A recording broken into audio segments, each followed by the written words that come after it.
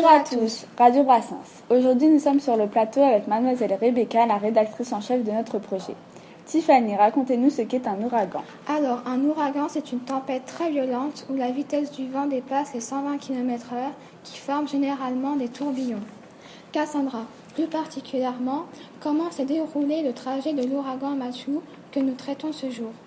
Le trajet de l'ouragan Matthew a débuté à Haïti et a poursuivi sa route par Cuba, puis la République dominicaine en continuant son chemin par la Colombie, puis en longeant les côtes américaines. Quelle était sa puissance? Cet ouragan était catégorie 4, ce qui a causé plus de 1000 décès. Direction Haïti en compagnie de nos journalistes Alissa et Siem qui vont nous expliquer quels sont les dégâts produits par l'ouragan Matthew. Bonjour à tous, aujourd'hui nous vous emmenons à Haïti qui a été frappé par l'ouragan Matthew le mardi 4 octobre 2016. L'ouragan était de catégorie 4, il a détruit plus de 29 000 habitations et fait plus de 1000 morts et de nombreux blessés. Les vents soufflaient jusqu'à 240 km/h et les pluies diluviennes ont encore plus empiré la situation de l'île, en dévastant la péninsule sud et en ravageant toutes les récoltes. Le département de la Grande Anse a été le tout touché à Haïti par la catastrophe où plus de 80% des bâtiments de la capitale ont été détruits. Plus de 1 million de personnes ont besoin d'aide humanitaire en urgence. Les organisations internationales sont sur place mais manquent de moyens. L'ouragan Matthew s'est dirigé vers Cuba, où nous avons envoyé nos deux journalistes, messieurs Dylan et Alexis. Bonjour à tous, nous sommes à Baracoa, à Cuba, plusieurs mois après le passage de l'ouragan Matthew. La nuit du 4 octobre 2016, l'ouragan Matthew a dévasté une partie de Cuba et plus particulièrement la ville de Baracoa.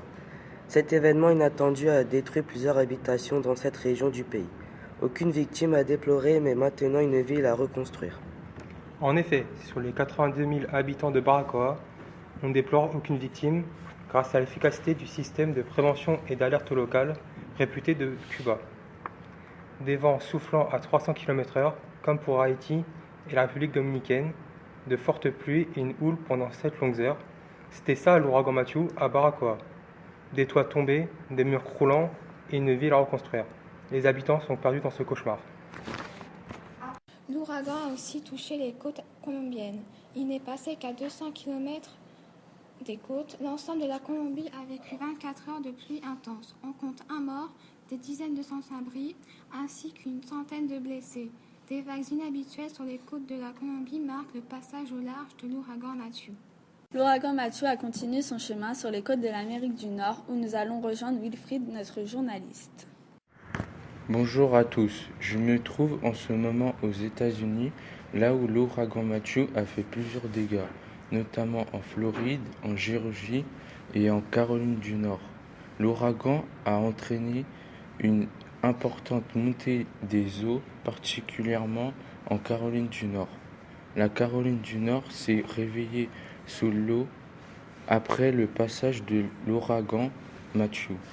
Des habitants sont restés piégés dans leurs maisons ou sur leurs toits en raison des crues consécutives. Au passage de l'ouragan en Floride, 6000 personnes ont dû passer la nuit dans des abris, ne savant pas où se loger. L'ouragan Matthew a malgré ça fait 21 morts aux États-Unis. Les autorités de l'État ont prévenu que les risques liés aux inondations allaient perdurer pendant plusieurs jours. Les rivières en crue continuent de provoquer une situation extrêmement dangereuse. À Everly, le gouverneur de la Caroline du Nord qui s'attend à ce que le bilan des morts s'alourdisse. Je passe la parole à Rebecca, notre rédactrice en chef de notre sujet.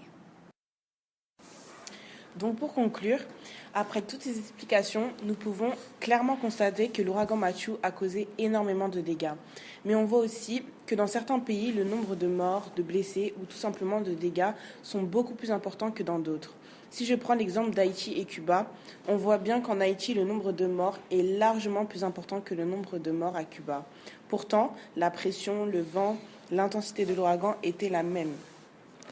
Mais alors, pourquoi y a-t-il plus de morts en Haïti qu'à Cuba ? C'est justement là où je voulais en venir. Tout simplement parce qu'en Haïti, les risques sont très présents. Et donc, quand je parle de risque, j'évoque vraiment l'aléa, c'est-à-dire la probabilité que l'événement survienne, mais aussi la vulnérabilité des habitants. Ce qui nous démontre que la population haïtienne n'est pas éduquée à être confrontée à des catastrophes naturelles ou bien même causées par les hommes, alors qu'au contraire, les habitants de Cuba ont probablement été éduqués pour cela. Ils ont sans doute déjà expérimenté ce genre de catastrophe sous forme d'exercice de prévention. Mais Haïti est malheureusement un pays sous-développé, c'est pourquoi ils ne peuvent pas être éduqués, ils n'en ont pas les moyens. Merci de nous avoir écoutés sur Radio Brassens.